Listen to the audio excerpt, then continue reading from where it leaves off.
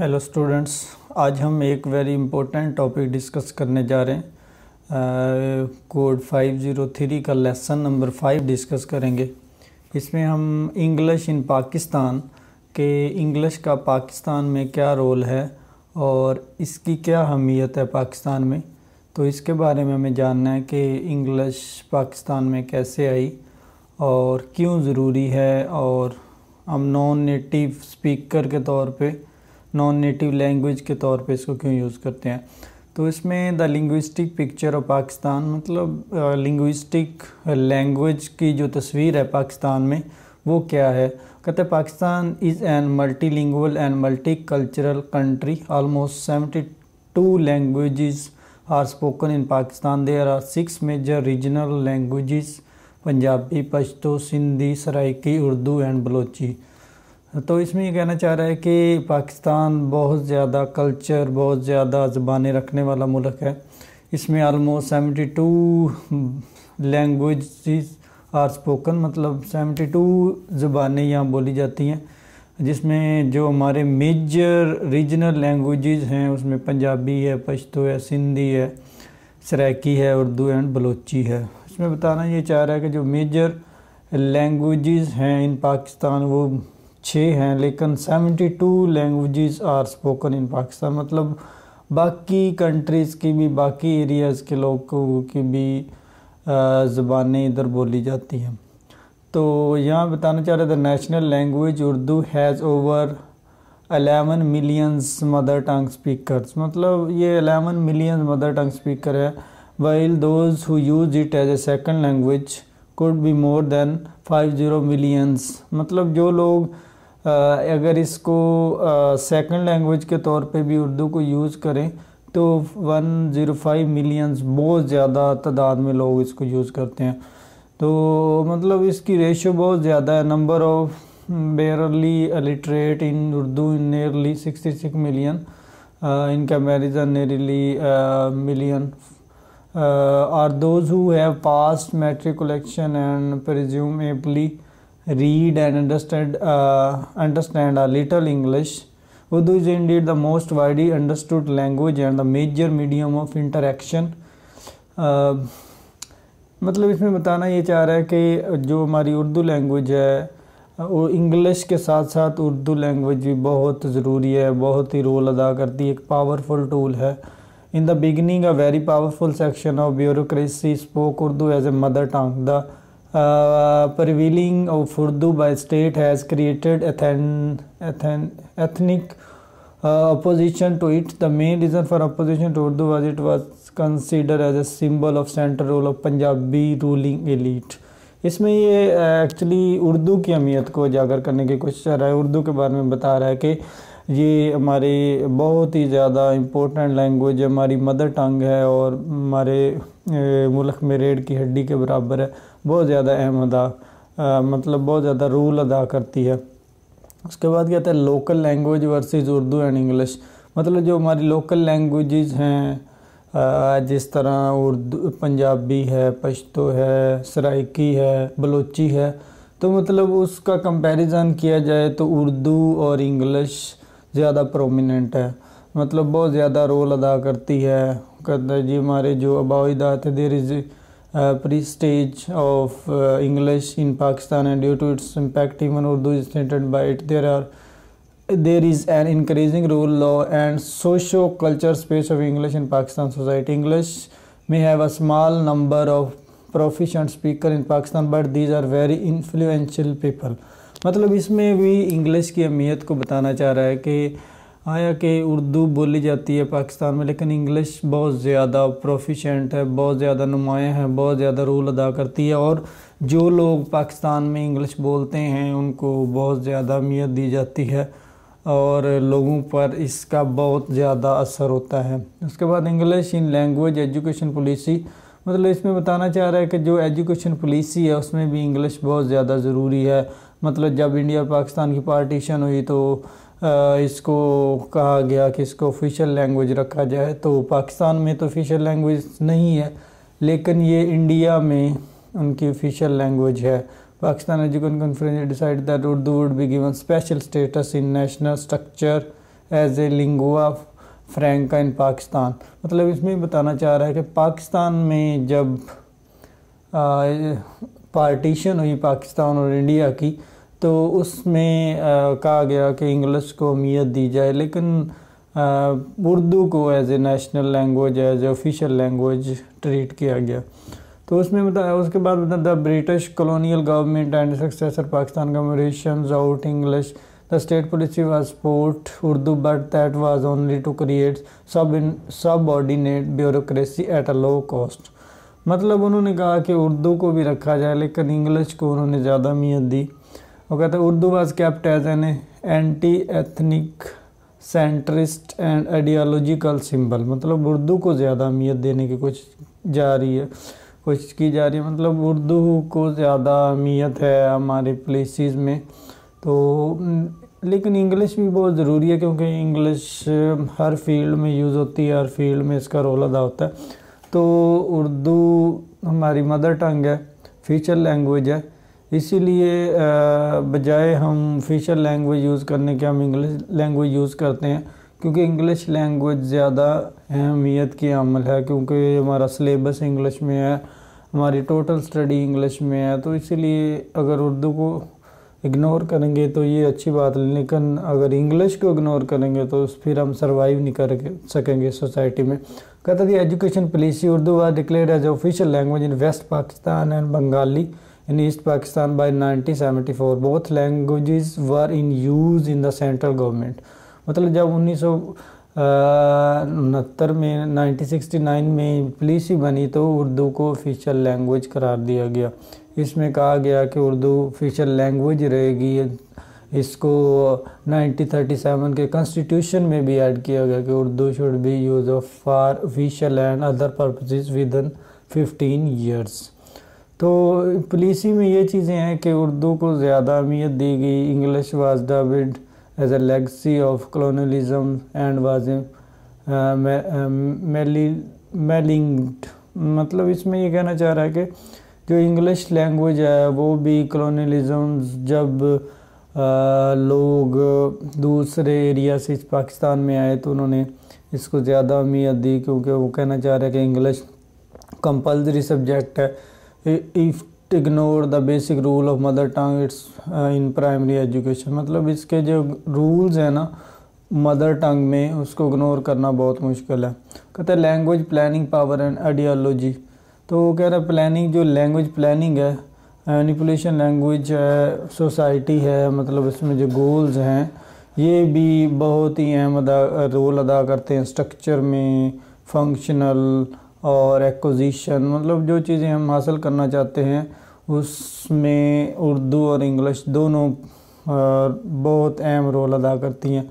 लेकिन इंग्लिश इसलिए ज़्यादा इम्पोर्टेंट है कि इंग्लिश हमारे ऑफिस में भी यूज़ होती है, एकेडमिक कैरियर में भी यूज़ होती है, इसलिए बहुत ज़्यादा ज़रूरी है। What do you language planner do.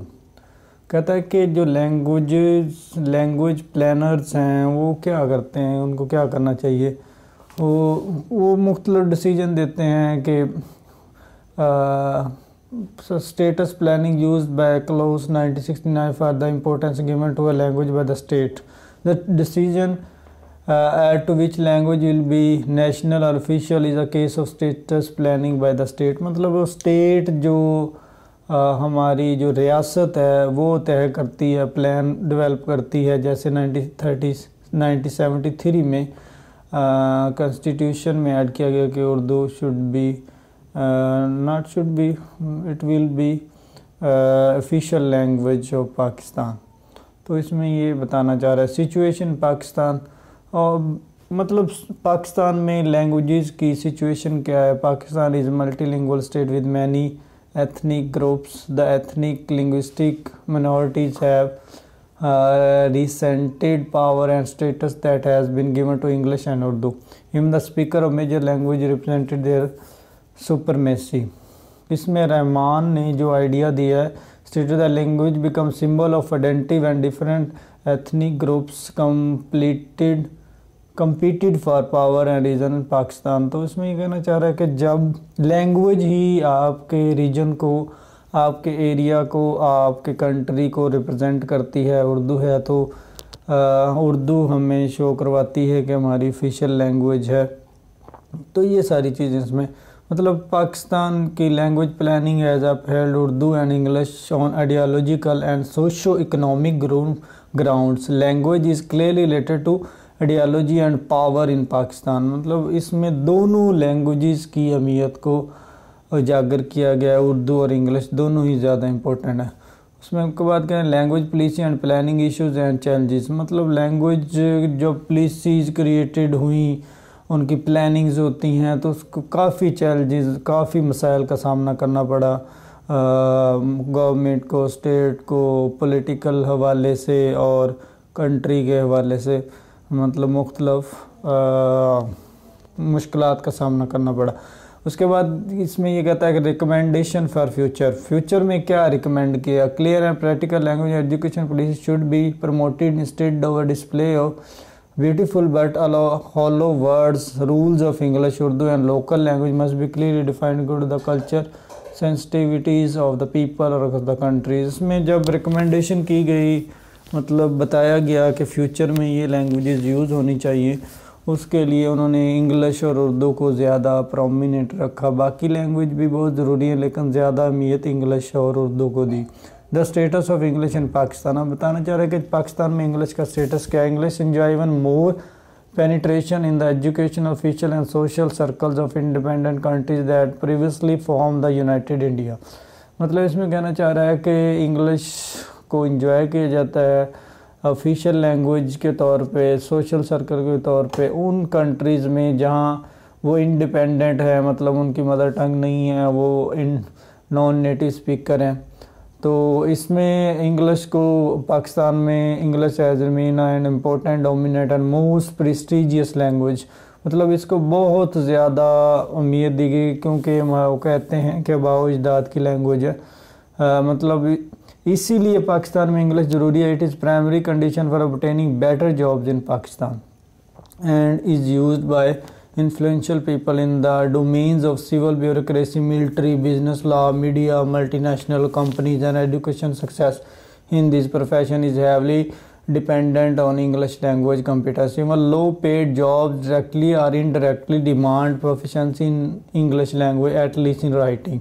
Education, English in education, compulsory subjects and MOI and HE language examination gateway of higher education in majority of field entry test of various। इसमें भी बताना चाह रहा है कि इंग्लिश लैंग्वेज बहुत ही ज़रूरी है पाकिस्तान में, एजुकेशन में ज़रूरी है, हमारी एग्ज़ामिनेशन में ज़रूरी है, और जॉब्स हम हासिल करते हैं उसके लिए भी ज़रूरी है। ना सिर्फ हमारी बड़ी जॉब्स में, इवन देन अब आजकल हम जब छोटी जॉब के लिए अप्लाई करते हैं तो उसके लिए भी लैंग्वेज बहुत ज़रूरी है, क्योंकि ये बहुत ही रोल अदा करती है। इवन देन अब जब इंटरव्यू देने जाते हैं तो इंटरव्यू में भी वो आपसे क्वेश्चनिंग करते हैं इंग्लिश में।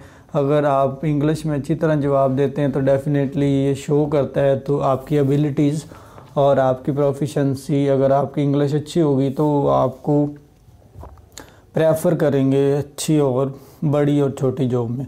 लैंग्वेज डेवलपमेंट कहता है लैंग्वेज डेवलपमेंट के लिए, इसको डेवलपमेंट उसकी तरक्की के लिए both individual and national level consider importance source of gaining modernisations, scientific and technological development and economic advance. It provide support to meet global challenges and opportunities. इसमें बताना चाह रहा है कि जो लैंग्वेज है उसको प्रमोट करना चाहिए, ये हमारी डेवलपमेंट में, हमारी साइंटिफिक में और इकोनॉमिक एडवांसमेंट में सपोर्ट करती है, और जो मसाइल सामने आते हैं उनकी वजह से हमें इसका सलूशन मिलता है। Subsiding concern about English, the race of the individual and collective prospect seem to have overtaken the issue of class identity and culture invasion from colonial language और सिंबल कैपिटल लैंग्वेज। इसमें यह कहना चाह रहा है कि जो इंग्लिश लैंग्वेज है उसकी प्रॉस्पेरिटी इस वजह से भी ओवरटेकन है, लीड कर गई है, क्योंकि class identity culture from colonial language, मतलब जब कॉलोनिज्म हुई, पार्टीशन हुई, तो इंग्लिश को ज़्यादा प्रेफर किया गया, क्योंकि ये हमारे ऑफिस में और हमारे बाकी डिपार्टमेंट में यूज़ होती है। English language and education institution इन पाकिस्तान, इसमें कहना चाह रहा है कि जो इंग्लिश लैंग्वेज है बहुत ज़्यादा अहम है। इवन दैन हमारी यूनिवर्सिटीज़, जितनी भी गवर्नमेंट और प्राइवेट यूनिवर्सिटीज़ हैं, उनमें इंग्लिश लैंग्वेज टीच की जाती है। इसलिए टीच की जाती है क्योंकि जॉब हासिल करने के लिए बहुत ज़रूरी है। अगर आपकी इंग्लिश अच्छी नहीं होगी तो आपको अच्छी जॉब नहीं मिलेगी। तो इसीलिए इसकी प्रमोशन के लिए प्राइवेट और पब्लिक सेक्टर्स HEC के रिकग्नाइज यूनिवर्सिटीज़ में भी इसको बड़ी अहमियत दी जाती है। उसके बाद division of schools in Pakistan, वो कहता है 5 कैटेगरीज है स्कूल्स की पाकिस्तान में। एलीट प्राइवेट स्कूल, बहुत ज़्यादा जो एलीट हैं, अमीर किस्म के स्कूल रन बाय आर्मीड फोर्सेस, और जो आर्मी के लोग स्कूल चलाते हैं वो वाले। स्टेट स्कूल जो रियासत चलाती है। नॉन एलीट इंग्लिश, मतलब जो इतने ज़्यादा अमीर रिच नहीं है इंग्लिश के लिहाज से। मदरासीज मतलब जो मदरसे हैं उनके बारे में ये सारे आइडिया दिए गए हैं। तो इसमें ये बताना चाह रहा है कि जो इंग्लिश इन पाकिस्तान है बहुत ही ज़रूरी है। इसीलिए ज़रूरी है कि अगर आपकी इंग्लिश अच्छी नहीं होगी तो डेफिनेटली आपको जॉब अच्छी नहीं मिलेगी, क्योंकि लैंग्वेज डेवलपमेंट तब होती है जब वहाँ के एरिया के लोग इसको बोल लें, इस पे अमल करें और इसकी तरक्की के लिए काम करें। लेकिन हमारी ये मदर टंग नहीं है, लेकिन हम इसलिए इसको सीखते हैं क्योंकि ये हमारी जॉब के लिए बहुत ज़रूरी है। छोटी जॉब हो या बड़ी जॉब हो, हर तरह की जॉब के लिए इंग्लिश बहुत ज़रूरी है। तो इस पूरे टॉपिक में लेसन नंबर 5 में उसने जो मेजर चीज़ डिस्कस की है, जो मेन थीम दिया है, वो इंग्लिश इन पाकिस्तान है कि इंग्लिश का पाकिस्तान में क्या रोल है और लोग इसको क्यों इम्पोर्टेंस देते हैं। और ना सिर्फ अपनी नेशनल लैंग्वेज बल्कि एज एन इंटरनेशनल लैंग्वेज के तौर पे भी इसको यूज़ किया जाता है। अगर ये हमारी मजबूरी है और इसको हम सीखते इसलिए, इसका प्रैक्टिकल यूज़ बहुत ज़्यादा है और इसकी वजह से ही हमको जॉब मिल सकती है। तो इसीलिए लोग सीखते हैं, सीखनी भी चाहिए, क्योंकि अगर आपकी इंग्लिश अच्छी होगी तो ना सिर्फ आपको अच्छी जॉब मिलेगी बल्कि आपकी एफिशिएंसी, आपके मेंटल लेवल और आपके कॉन्फिडेंस को शो करेगी, और आप किसी भी फील्ड में जाएंगे तो बहुत ही अहम रोल अदा करेगी। तो इंग्लिश पाकिस्तान में बहुत ज़रूरी है और इस पे फोकस करना चाहिए, क्योंकि इज़ एन इंटरनेशनल लैंग्वेज। जो भी इंटरनेशनल लैंग्वेज होती है, पार्टिकुलरली इंग्लिश जो है इंटरनेशनल लैंग्वेज है, इसको सीखना चाहिए। और ये टॉपिक बहुत अहम है, लेसन 5 इंग्लिश इन पाकिस्तान। तो इसमें आपने मेन जो आइडिया लेना है, इंग्लिश इन पाकिस्तान, कैसे इंग्लिश आती है, कौन से कब उर्दू हमारी नेशनल लैंग्वेज है, मदर टंग है, और हम इंग्लिश और उर्दू दोनों को यूज़ करते हैं हमारी लाइफ में, क्योंकि हम अपनी मदर टंग की हेल्प लेते हुए उसको इस्तेमाल में ला सकते हैं और उसका आइडिया ले सकते हैं।